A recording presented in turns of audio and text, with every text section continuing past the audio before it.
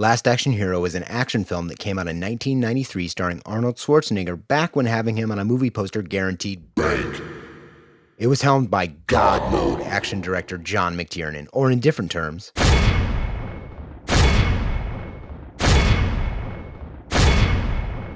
Nuff said. No, not that one. And the movie was written by God Mode action writer Shane Black, or in different terms,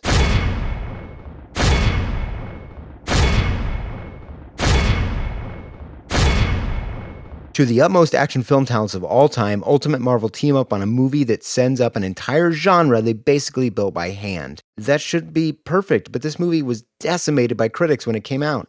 What in the hell went wrong here? Nothing. This movie is perfect, like Point Break perfect. The last time I saw this movie was when I was 11, but let's be honest, this came out a week after Jurassic Park, which means it was pretty much scrubbed from history, which is a shame because it's operating on about 10 more levels than I would have ever imagined. This script was so hot, it was originally supposed to be directed by Steven Spielberg, but he ended up passing on it to direct Schindler's List. I guess that worked out for him then. I know it would be insane to compare the quality of these two films, so good thing I'm insane. Schindler's List is a fantastic film by a fantastic director. That's not even a debate. But if we want to do something as dumb as compare Schindler's List to Last Action Hero, oh god, I'm really doing this. Put this symbolism in your pipe and smoke it. In Schindler, Spielberg uses small flashes of color to give the audience a way to feel closer to the personal struggles of the characters without getting lost in the massive scope of the film. It's a simple device that works very well. But in Last Action Hero, using its own product placement as social commentary, the Reebok pump is seen on many characters throughout the film.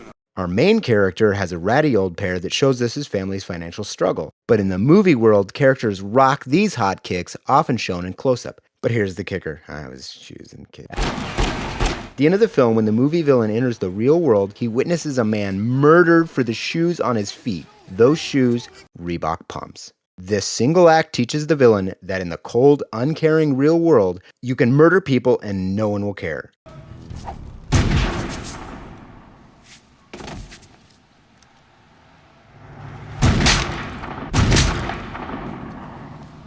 Hello? I've just shot somebody. I did it on purpose. Hey, shut up down there! I could write a dissertation on this single bleak detail. Why is that in a movie with my girl 2 in it? Where do you even start with this movie? Oh, I know. Ian McKellen takes on the role of Death from Ingmar Bergman's classic The Seventh Seal in the knuckled pancake climax of insanity. Knuckle pancake.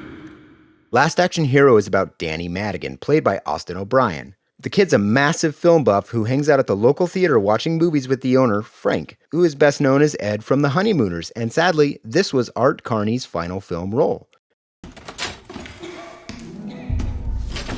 To properly set up the conflict of the movie, we are shown exactly why Danny is always escaping into films. I think in a different movie there would have been a typical kid and a bully at school kind of conflict going on, but this is Shane Black, son. Dude, for real, this is really dark. While home alone, a robber breaks in who is so knuckled pancake crazy town that he puts the knife on the counter and dares Danny to stab him in the back.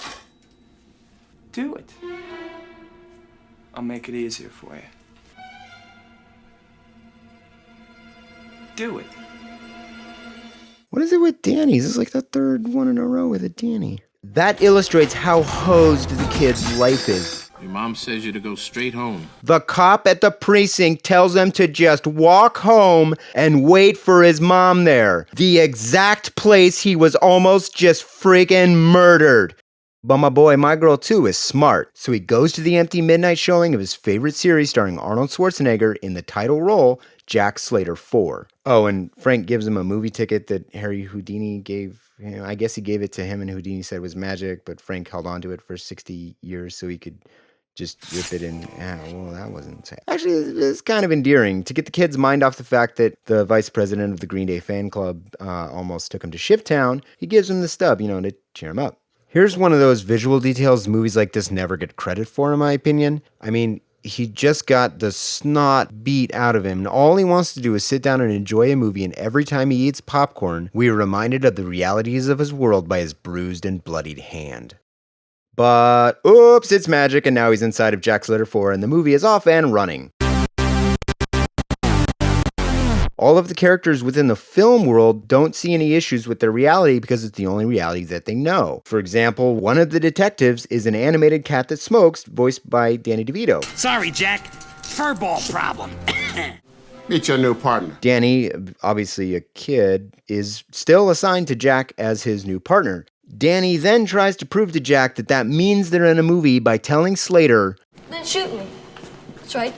Take your gun, point it at my head, and pull the trigger. Come on, do it. Do it. I double dare you. Because people like you don't kill kids in movies. that's a horrible plan, Danny. No, bad Danny. Man, this kid is a sponge. One murderer tries to get him to kill him, and then suddenly he's daring whoever to do it. Dummy. Hey, Tina Turner. And even the typecasting matters. Danny pegs the mole within the police force immediately because he notices that F. Murray Abraham plays Jack Slater's partner. Watch it, Jack. He killed Mozart. In a movie? Amadeus. He won 8 Oscars. Meta level. Hella baller. To differentiate the two worlds, the way the film is shot when the characters are in the movie is sleek, much like you'd expect a big-budget action movie to look. But in the real world, the cinematography is straight out of a Scorsese film. This movie looks killer on Blu-ray, or on my phone where I watched it. And speaking of cinematography, if you like long shots, this movie has a buttload of them. Like this one. This one. This one. This one.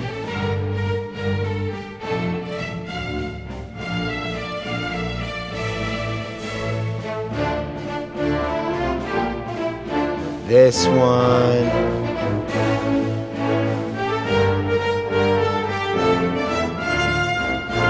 This one.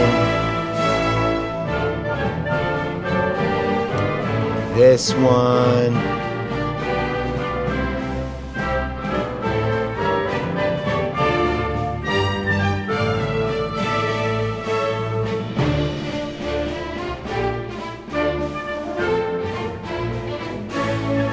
This one. This one.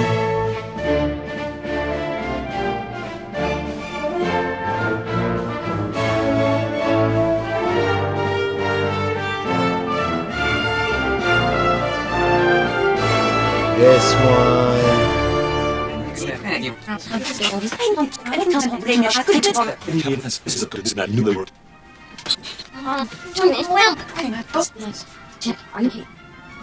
Or this, well, you get the idea.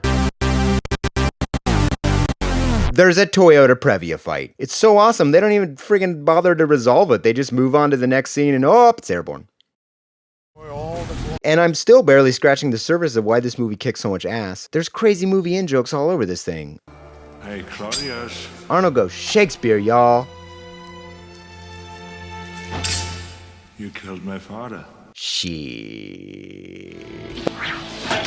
But for real, the most interesting stuff, at least to me, is the levels of dark that Last Action Hero is willing to go to. There's a running theme about fatherhood that permeates every aspect of the film, both with Danny and with Jack. We're told the story in pieces, but the gist of it is that at the end of Jack Slater 3, Jack shoots the villain who pulls his own child off the roof. The most popular action franchise in the world ends with the death of the main character's child. I mean, that's it. Credits. Apparently, the Jack Slater films are directed by Lars von Trier.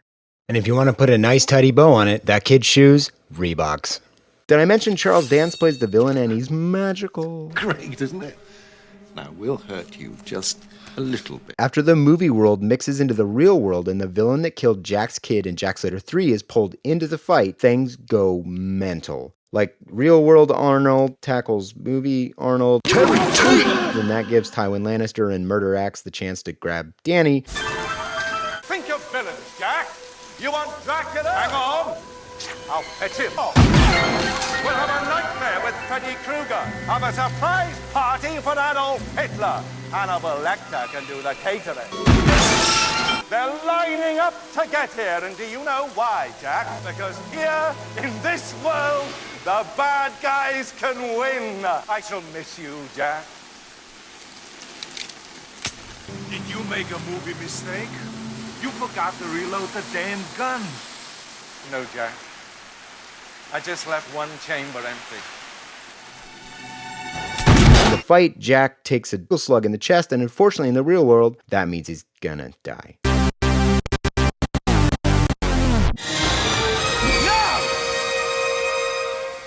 No sequel for you.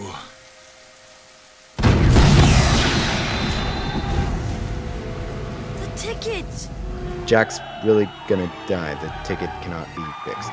When all is lost and the heroes are at their lowest point, the best films don't use Deus Ex Machina, but instead go back to something they set up from the beginning. Only the audience didn't realize it at the time. The other half of the ticket. I don't know why this device makes me smile so much. It's just simple, smart, and actually earned as a plot device for the heroes. Jack Slater is now okay, because in the film world, a gunshot is a flesh wound. So like any great action franchise, after the bad guys are killed, everything is reset back to zero, which really means that Danny goes back to being a latchkey child in a terrifying nest of murder from which there is no escape. Told you it was dark. Yeah!